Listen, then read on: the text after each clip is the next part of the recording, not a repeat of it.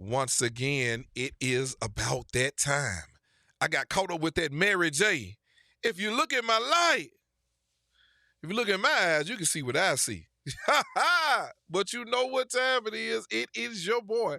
This is Marcus Taylor, the host of the Taylor Made Sports Show, where we are the antidote to adolescent athletics. I am here today to get on my soapbox.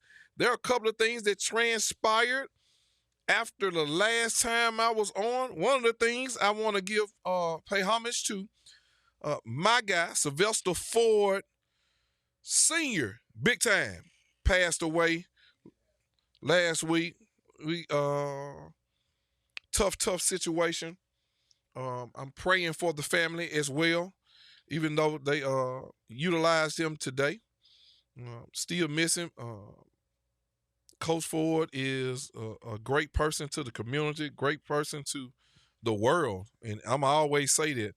Saw some guys in there legendary, Dwight Stewart, Elmer Martin, guys who people a lot of people know about. We got a lot of other guys that were in that place today. My boy OT, Odie Lawson, my guy, the shooter. Richard Cummings, which was a part of that team with Corey Beck, Dwight Stewart, Elmer Martin. James Richards was there.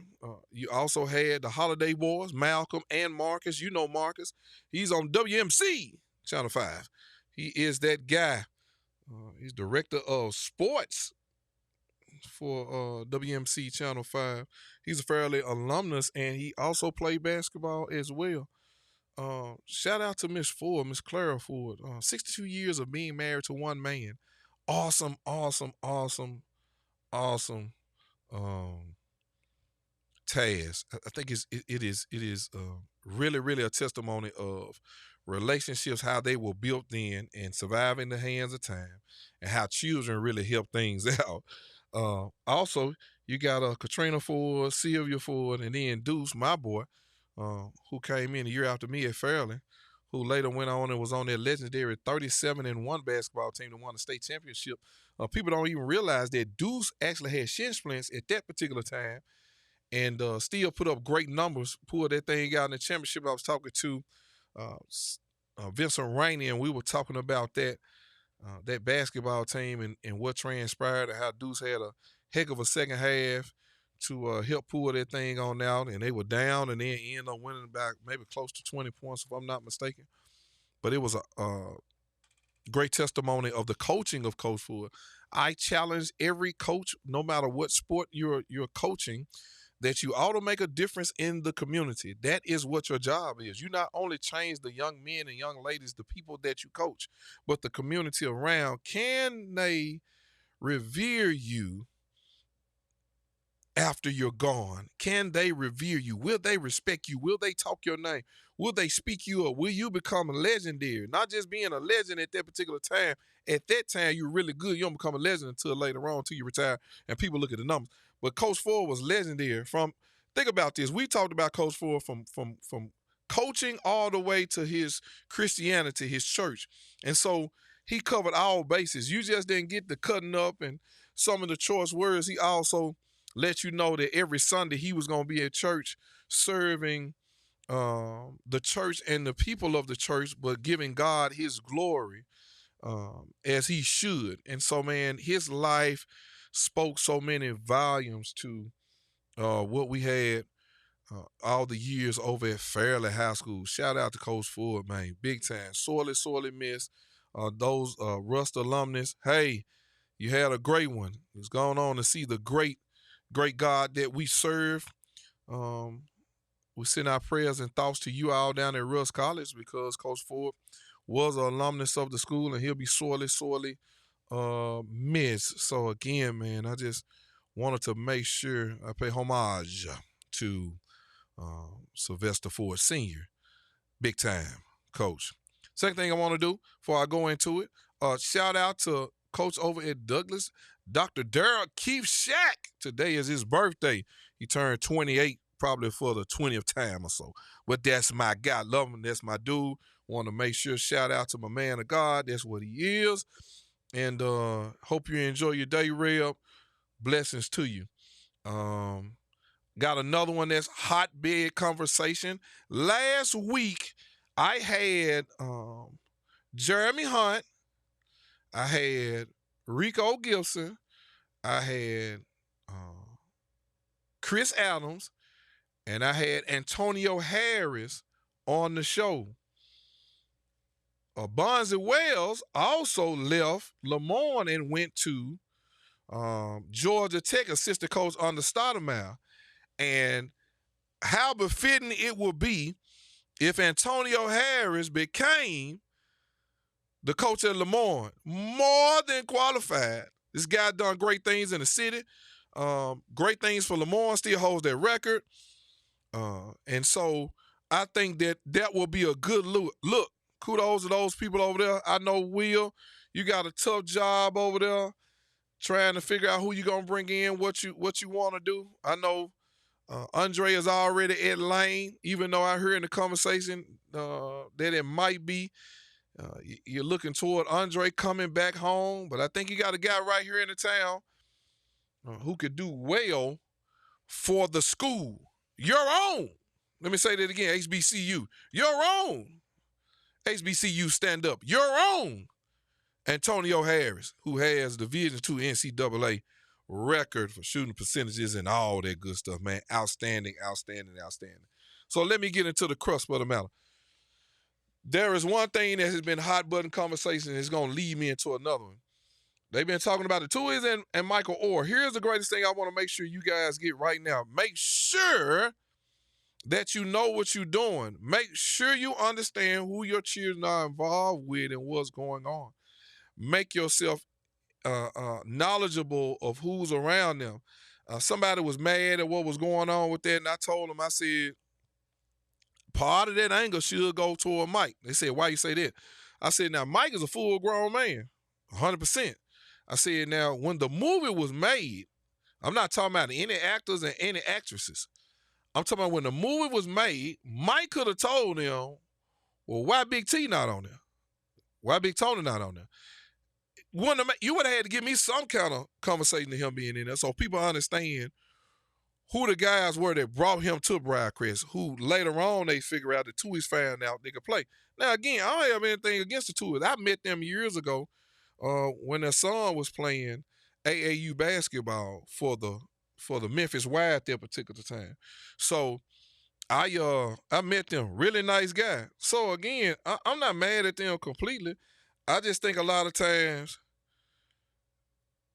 we have to,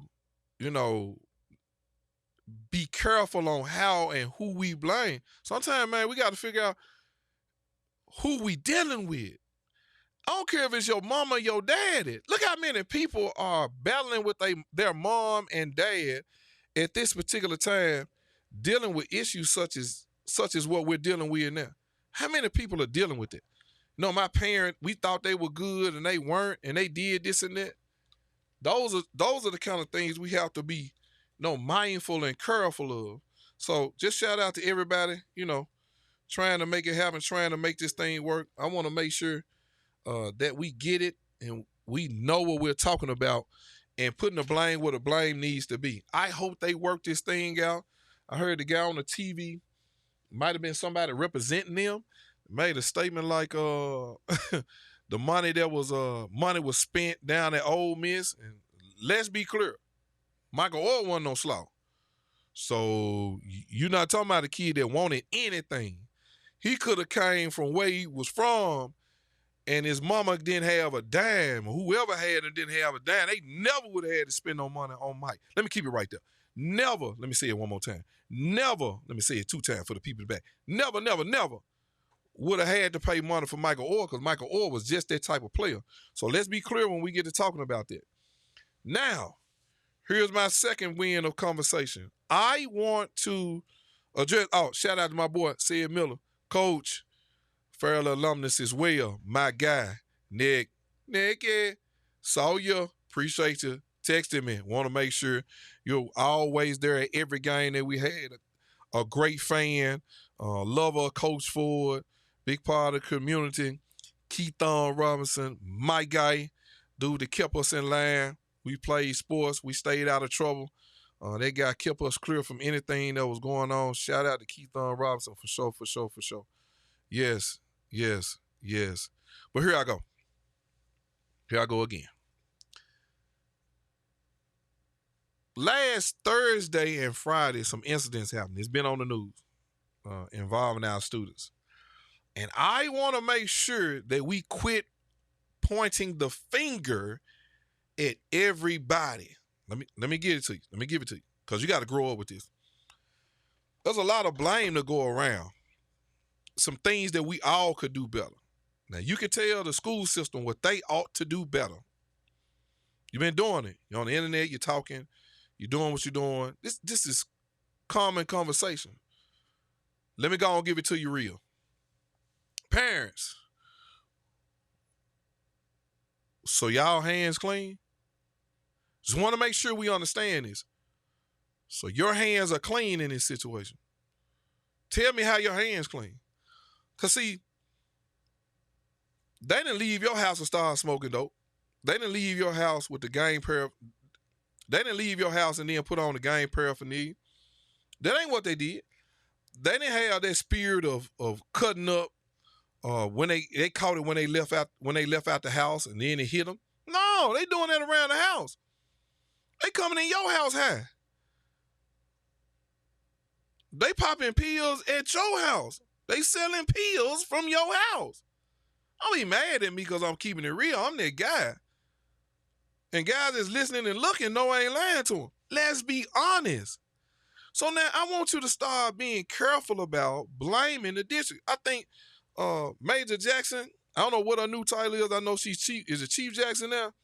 She's over all the MSCS police officers and security. I think she does a wonderful job. When I was in a district like that, she was an awesome lady, always attention to detail, making sure things was done. She was a solutionist, a person that if there was a problem, she was going to find a solution, and she did that ASAP for the middle school jamborees. Kudos to Chief Major Jackson. That's what I'm going to call it. Chief Major Jackson did an awesome, awesome job for the school. Kudos to her and her staff for making the adjustments on that Friday night for the jamborees. And guess what? It's going to be done this weekend. So the games played today and the games played on Saturday will be done the same way. You're not going to catch us. Chief Major Jackson is not going to allow that to happen. So she's going to take care of business. But I'm asking parents, do your part. What's your part? Making sure you have that conversation with your child before they leave the house. Hey, I don't know who you with, but you better make sure I don't get that phone call. Because wherever they pick you up at, and drop you off at, that's where you're going to stay.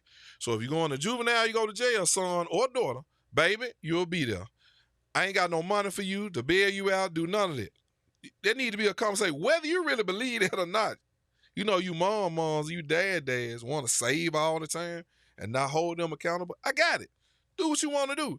But you got to start setting the tone. It can't be always the officials, the people at the schools, the people in the athletic areas or the event places, those facilities that have to keep your children, our children, in order. When last time you been to a game, mom and dad? I'm talking about the conversation that comes out. Security can't, you know how busy security would be and the police would be if they start sending children home for cussing? They don't even care if it's grown people around. They just cursing. Like, when we gonna start holding our children accountable? And here's another one. When you gonna get up off your derriere and get on over there and see what's going on for yourself? Hey, you got some exciting football going on out here. You can't tell me it's too hot because when your girlfriend or your partner have a cookout, you'll sit out all day long with them.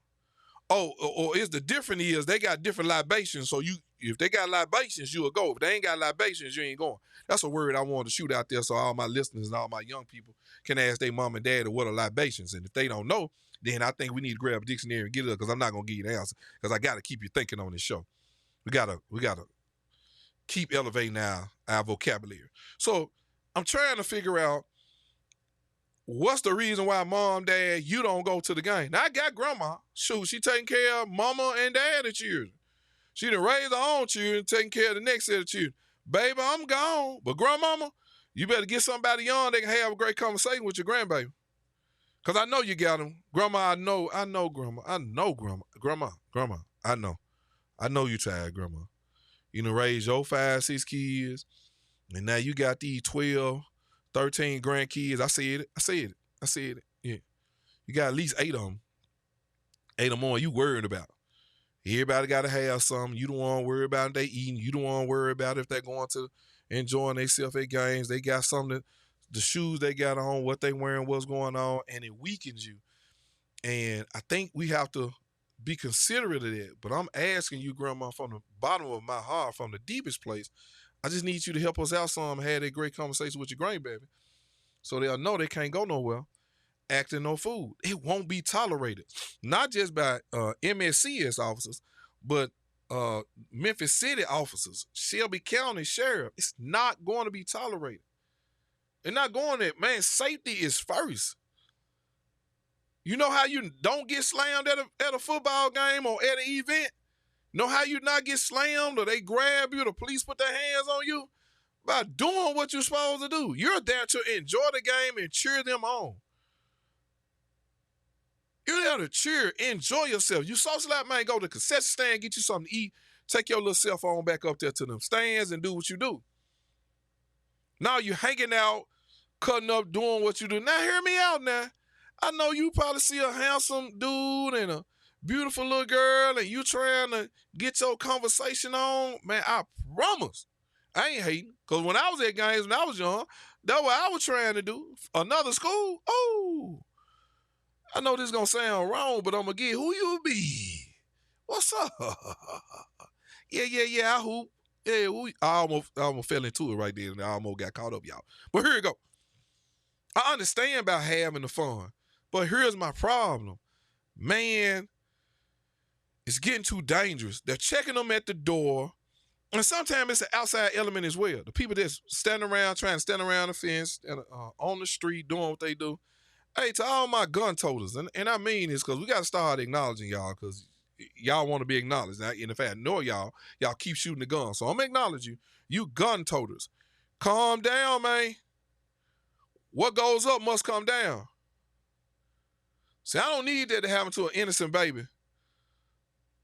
That 3-year-old baby that's sitting on the sideline or playing in the grass behind the field, and you done shot that gun up, and that bullet come down. I got one of my guys, been in jail almost 20 years. Anybody listening know who I'm talking about. He's from the South. 20 years, man. Dude been down, man, because somebody shot the gun in there and the bullet came down. They said it was him. 20 years. Young lady lost her life. What goes up must come down. That velocity coming down is almost as strong as it coming at you. Man, we got to be careful out here. Man, I'm begging you, dude. Don't do that. I'm begging you, man. Don't do it.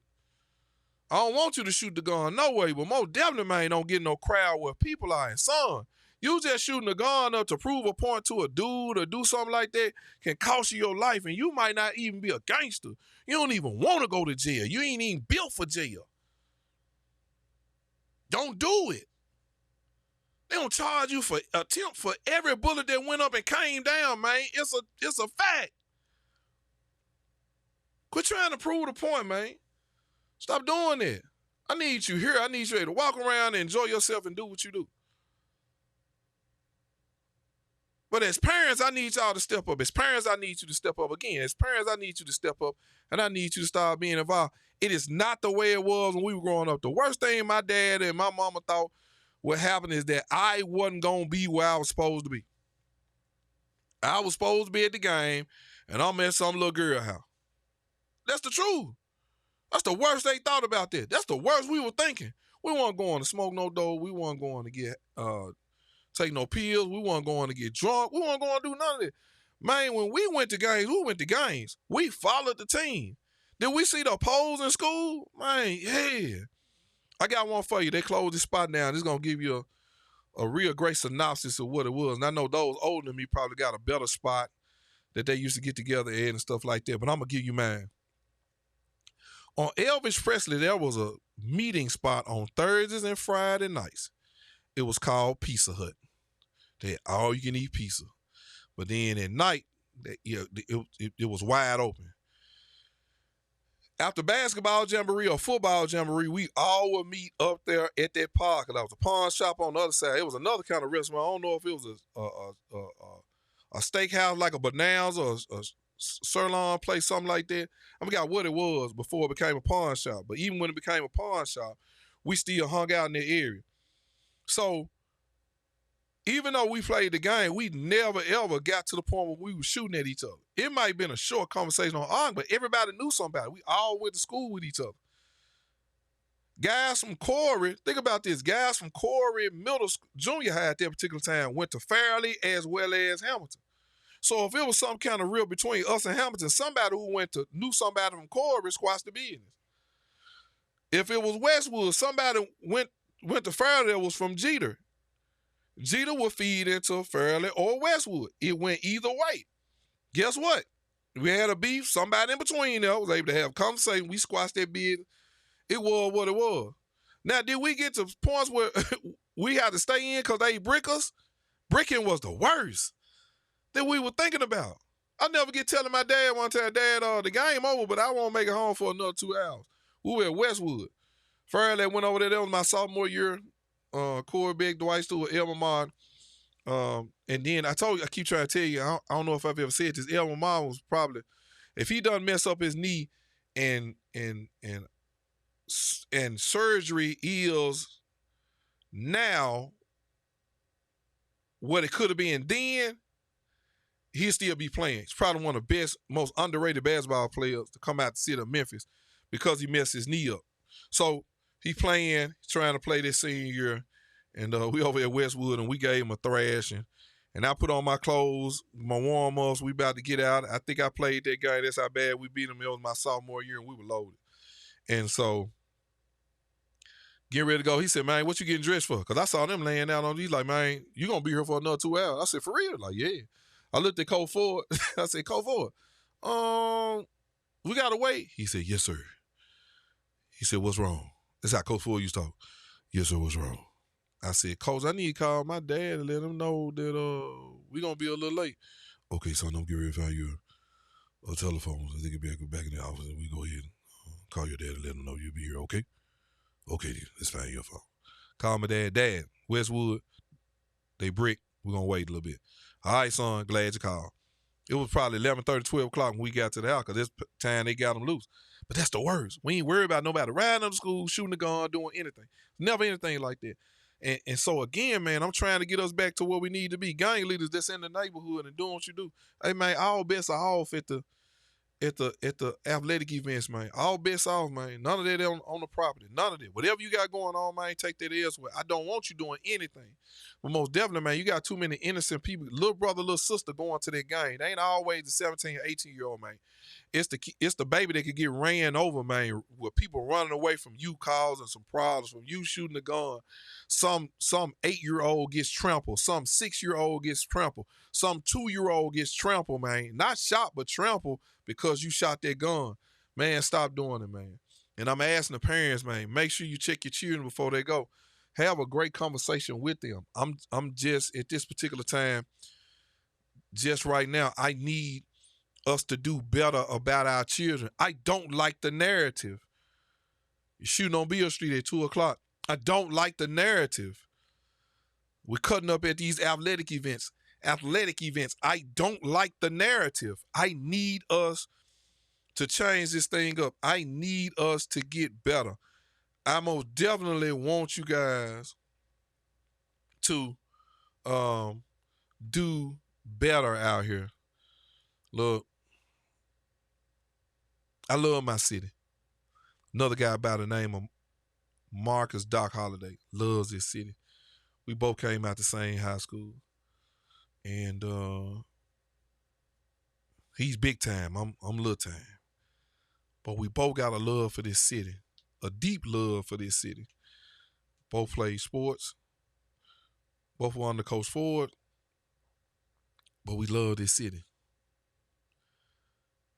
And We're just trying to make sure that the children of this city have an opportunity to enjoy life just as we have been. Is it getting rough? It is. Is it difficult at times? It is. But I wouldn't trade it for nothing in the world. I dare you to go by the graveyard and ask somebody if they want to get up. I dare you to go by there and ask them, do they want to trade places with you? So every time I got an opportunity to breathe, every time I got an opportunity to have activities on my limbs, my mind is growing and moving, and I'm thinking, hey, I want to make this city better. You know, first thing they tell you, sweep around your own front door before you go trying to sweep around mine. I need to sweep in Memphis before I start sweeping somewhere else. But I'm sweeping in the mindset of sweeping somewhere else. Somebody got to do it. I ain't mad at it. This informational highway, Facebook, social media, all those good things that fall up on the social media, being on the radio like this, I'm going to use my platform for the betterment of the people. Didn't say black, didn't say white, didn't say Hispanic, didn't say Asian. Didn't say any of those things. Didn't say Middle Eastern, for people as a whole. And we're going to do better about our children. We're going to do better about what we got going on. We're going to do better. We don't have a choice. Guys like Ted Anderson, God rest his soul. Guys like Sylvester Ford, who have paved the way for us to be better. Coach Stevenson did it for John Best. Coach A did it for Todd Day.